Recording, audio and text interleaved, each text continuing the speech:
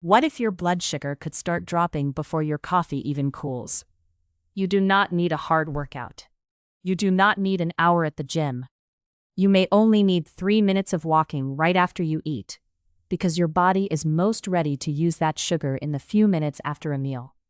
That is the trick. It is simple, it is fast, and it can help more than most people think. Have you ever felt sleepy, foggy, or extra hungry not long after eating? That can be a blood sugar rise. When you eat, your food breaks down into sugar and moves into your blood. Your body then has to clear that sugar out, and one of the fastest ways to help is to get your muscles working, since active muscles pull sugar out of your blood to use for energy, even with a light walk. That is why timing matters. A short walk later is good. A short walk right after eating is often better. Why wait if your body is dealing with the sugar now? You do not have to power walk. You do not have to sweat. You do not have to change clothes. You only need to stand up and move at an easy, steady pace for 3 minutes. And that small bit of motion can blunt the sharp rise that often comes after meals. 3 minutes. That sounds too small to matter, but small actions done at the right time can have a big effect. Have you ever noticed how even a short walk can wake up your whole body? Here's what happens. When you start walking, your leg muscles switch on. They need fuel. Your body is happy to give them some of the sugar that just entered your blood, which means less sugar stays floating around while your body tries to catch up. That is the win. You are not trying to burn a huge number of calories.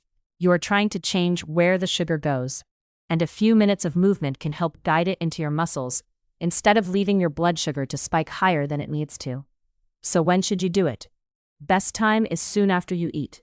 Not an hour later, not when you remember at bedtime. Right after the meal is the sweet spot, because that's when your blood sugar is starting to rise and your body can use your help the most. Even 1 minute helps. 2 minutes helps more.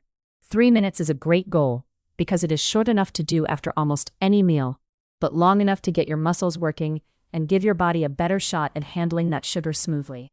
And yes, dinner counts. Lunch counts too. Breakfast may matter even more for some people, especially if you tend to get a crash later in the morning. Which meal leaves you feeling slow, heavy, or hungry again too soon?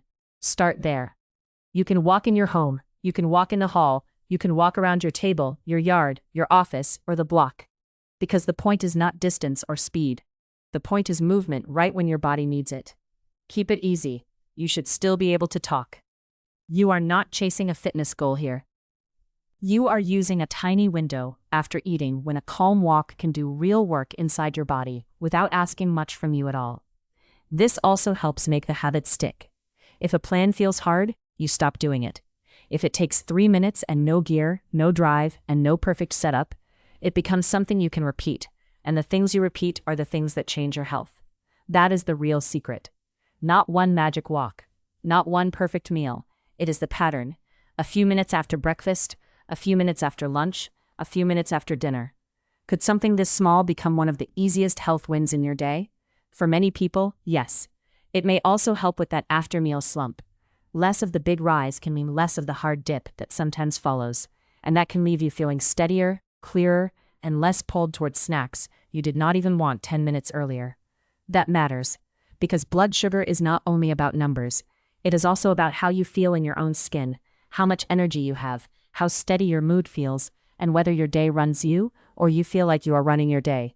So make it easy. Finish your meal, set a timer for 3 minutes, stand up and walk. No drama, no all or nothing thinking. If you miss one meal, do the next one. If you only do one walk today, that still counts.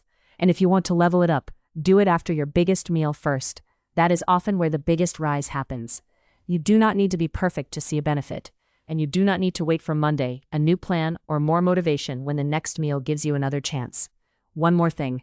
If you take medicine for blood sugar, or you have diabetes, pay attention to how you feel, and follow your care plan, because even simple habits can shift your numbers, and your routine should fit your own needs. But for most people, this is a low-friction move. 3 minutes, right after you eat. A simple walk that helps your body do what it is already trying to do. Why make blood sugar control harder than it has to be? So the next time you finish a meal, do not sit there and hope for the best. Stand up, walk for 3 minutes, let your muscles help, let your body catch the sugar sooner. Let a tiny habit do a bigger job than it seems like it should. What if your blood sugar could start dropping before your coffee even cools?